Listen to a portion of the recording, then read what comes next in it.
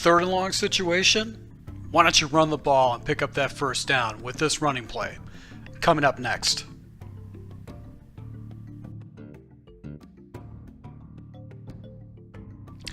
Hey, this is Full Game Prometheus, the only YouTuber that actually gives you full games of all the tips and schemes I post on my channel. I'm going to show you the good, the bad, and the ugly. Alright, so guys, if you're new to my channel, hit the subscribe button below and also notification icon so you can get my daily content reminders so you can get these tips and strategies to take your game to the next level. Alright, so guys, I want to bring back a running play that was used a lot in the past, and it's the trap play. Trap was very popular a couple of years ago in the Madden world, Madden community. A lot of people are using it as one of their base runs, and I can tell you that this run is back in full force and is going to be a run that you're going to be able to utilize effectively in your scheme. In particular, in shotgun formations against nickel defenses, dime defenses, is because it's going to have very good blocking.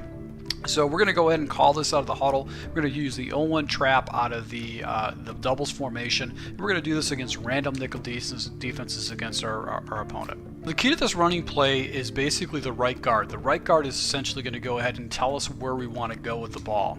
And he's going to essentially go ahead and take us into an area that we want to go to. So right there, able to pick up 4 yards and maybe more if my guys would have held their blocks. But as you can see right here, against the cover 2 situation, the defender, the deep zone defender is not going to come down and take that route out. And as long as you don't have any block sheds with your center, you should be able to pick up some pretty monster yards against your opponent with this trap play. And it's a good play to go ahead and jump into. Now there are some situations where you probably want to get out of it. I would say where anytime you have a double A gap type of a look, or if you have basically a 3-3-5 wide look. So let's go into those type of looks. So in this type of situation, basically assignment for the guard is going to be a little bit different on a 3-3-5 wide. He has to go ahead and take out that center. So you got to be a little bit more conscious that the guard is not getting depth in this blocking assignment. And right here we got a blitzing situation. This is where basically the other defender is not, or the other blocker is not going to be in the area. So when you do see a 3-3-5 wide situation, you might be able to cut it back on the opposite side of the center. But for the most part, this particular run, you got to be very conscious of it. So if you got a typical nickel, go up where the guard is at. What is a 3-3-5 wide, where you've got someone right over the center, you probably want to cut it back into the center.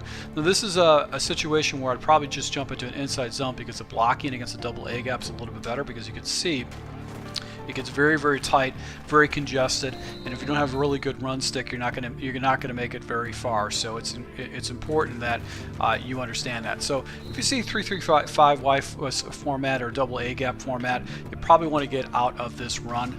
But against any nickel, dime formation, stuff like that, this run is actually going to be very devastating, because these guys are going to get a lot of depth, and you can pick up very easy yards with it. So sprinkle this trap into your running play. I recommend doing it.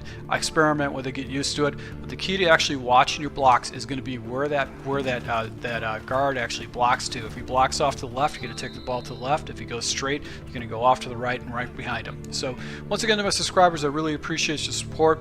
If you are new to my channel, hit the subscribe button. Also, if you want my tips well in advance, I do have a Patreon account.